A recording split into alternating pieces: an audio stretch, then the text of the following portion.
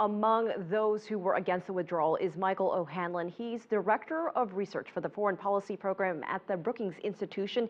He says the situation in Iraq is now nearing a state of war.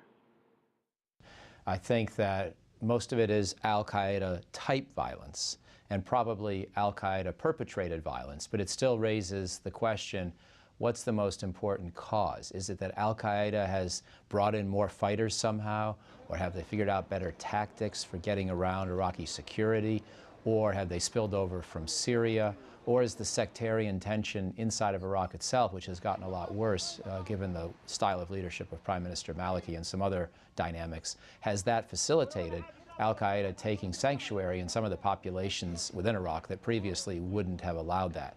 You know, it's some combination of all of that. I certainly think the Syria piece is big. There's no doubt. The fact that that border is so wide open, and even though it's desert, the distances are not that great, and there are roads and river valleys you can travel along, and we worry that the style of political leadership in Iraq, starting with Prime Minister Maliki, but extending to many others, has really created so much sectarian distrust that it's a little bit like the 04, 05, 06 dynamic, where the Sunni groups in particular are a little bit less unhappy with al-Qaeda because they feel they need allies wherever they can get them. So you have more of the Sunni population that's tolerating the car bomb factory next door, even though they're well aware of it, and even though they have to know that it can't be good for Iraq, even if in theory the car bombs will be used against Shia. You know, it's a horrible thing, and Iraqis know better. They know that this is not the sort of thing that you should be tolerating. You should be reporting on it to local security authorities. One of the big dynamics that worked in the surge is people started giving that information to coalition and Iraqi forces, and today I think they're doing that less. I can't prove it, but it is very much the sense that people get. Some have argued that the increased violence in Iraq was actually predictable because U.S. forces weren't there to stay and help Iraqi forces, especially in intelligence, communications, and logistics. Do you agree with that assessment?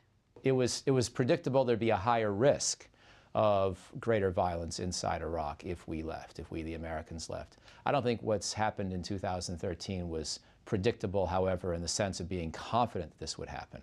It's been the unfortunate consequence of multiple bad things reinforcing each other, from Syria to Maliki's style of leadership, to al-Qaeda perhaps putting a higher premium on Iraq, to the Iraqi forces not quite having the capacities that they would have wanted.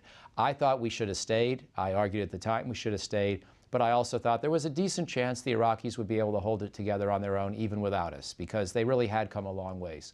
Unfortunately, this combination of the prolonged, intense Syrian civil war and the style of leadership and political approach of Prime Minister Maliki, that's really brought out what I think was a fairly worst-case possibility, and it's made it reality.